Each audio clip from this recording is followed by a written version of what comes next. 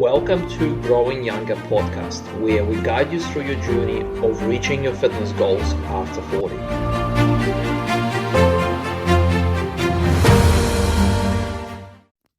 If you're one of those people that hates gym and exercise in general, or maybe you're just too busy to do any structured exercise programs, I've got some really good news for you. In this episode, I will reveal what is exercise snacking and how effective it is for your health.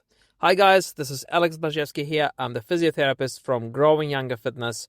And in this episode today, we're going to talk about the concept of exercise snacking. So quite often people believe that exercising should be done in sessions of at least 40 to 60 minutes. So think of your typical gym workout. People usually go to the gym for about an hour plus or minus. But this is a common belief that unless you do these sort of sessions, formal sort of structured gym sessions or whatever exercise you do. So even if you go for a run, generally speaking, people go for a run for, say, at least sort of maybe half an hour, 40 minutes, an hour.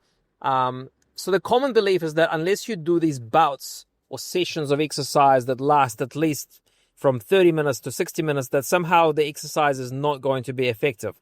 Well, the latest research actually says otherwise. So let me introduce the concept of vigorous intermittent lifestyle physical activity. There's a short name for it is VILPA. Okay, so research has pretty much proven that 3 to 4 minutes of brief, vigorous bursts of physical activity per day is associated with substantially lower risk of dying, particularly in people who currently do no exercise at all.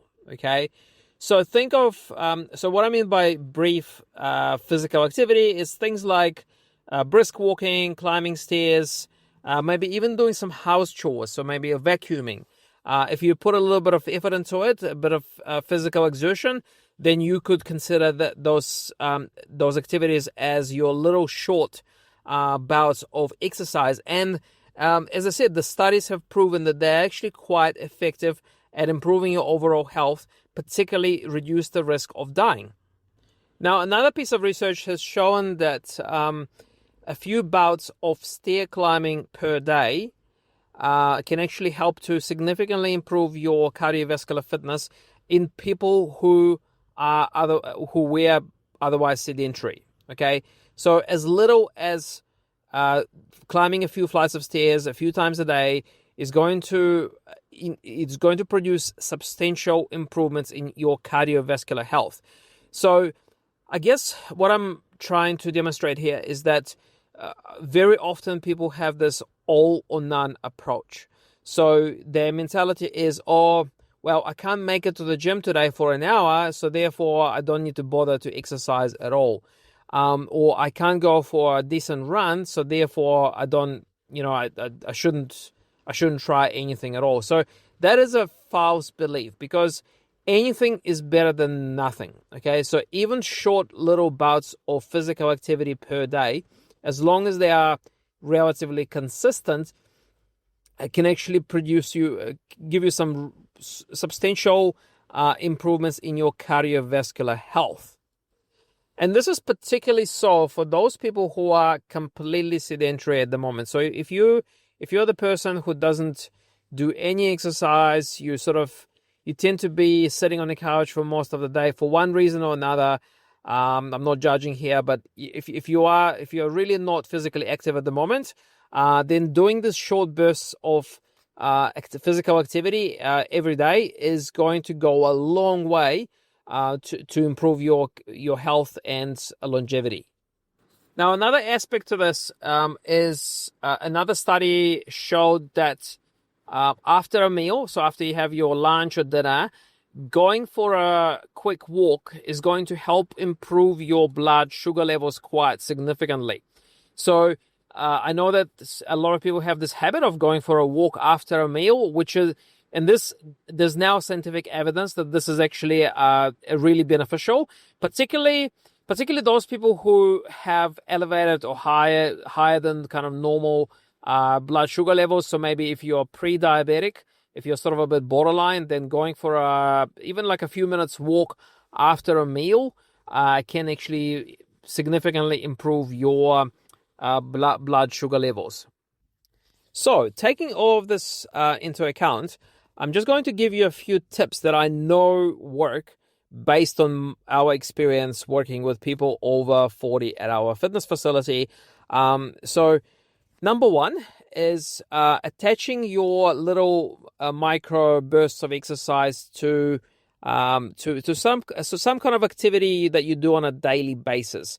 So, for example, if you are boiling a kettle, and it may take a minute or two to boil a kettle, you might do some sit to stands or little mini squats. Okay, so every time you boil a kettle, you do, let's say, 10 or 20 sit to stands, whatever you can manage. Okay, so when you're attaching exercise to a cue, or I guess you can call it anchoring it to a specific activity in your day-to-day life, it just ensures that you remember to do it. So you integrate that little bit of exercise into your day-to-day life, which is so important. Otherwise, you'll probably forget. Okay, otherwise the day will go by and you'll be like, oh, okay, well, I forgot to do my exercise again. Okay, so attach your exercise, your physical activity to something that you do on a day-to-day basis. Another example could be if you're taking a phone call, you could be walking while talking on the phone. So every time you have a conversation over the phone, you, instead of sitting down on a chair, you are actually walking around, pacing around the room. Another really important tip that I can give you is try to involve stairs in your day-to-day life. So if you got stairs somewhere, whether it's at home or maybe in the office, or there are stairs somewhere close to your house, try and climb stairs like at least a couple of times a day. And when you're climbing stairs, try to sort of push yourself to the point where your breathing starts to get a little bit more challenging. Okay, so when you start to get sort of mildly short of breath, so this is the point where you get maximum benefit for your cardiovascular health. Obviously, if you have any medical conditions, you should be speaking to your doctor just to check that you can do this type of exercise safely. But most people should be able to push themselves just to challenge their breathing a little bit while climbing stairs. And for strengthening purposes, you could use a rubber band, sort of a resistance rubber band.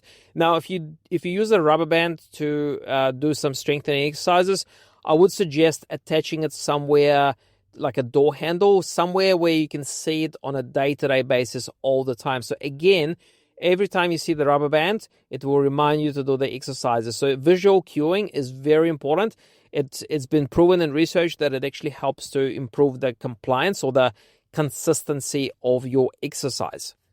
Now, as a bit of a summary, I just wanted to say that, so first of all, addressing the fact that a lot of people have this kind of false belief that if you can't do at least a 40-minute session of exercise, then you shouldn't even bother at all.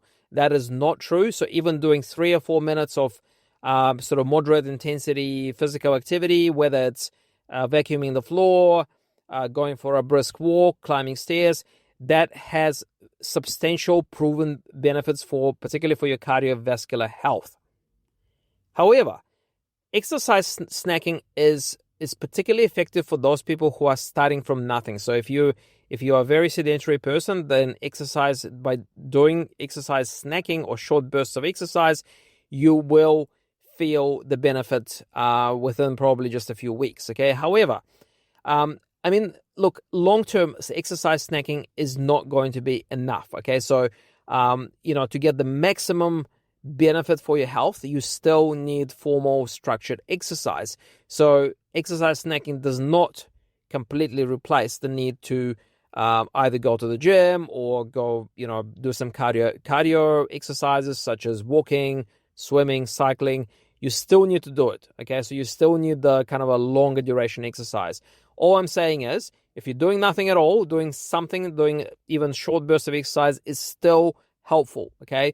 So if that's all you can manage at the moment, then so be it. But as soon as you can, manage to do your longer duration exercise sessions, then you should do your best to try and do that as well. Okay, so hopefully that brings some more interesting information for you on today's podcast, and I will speak to you on the next episode.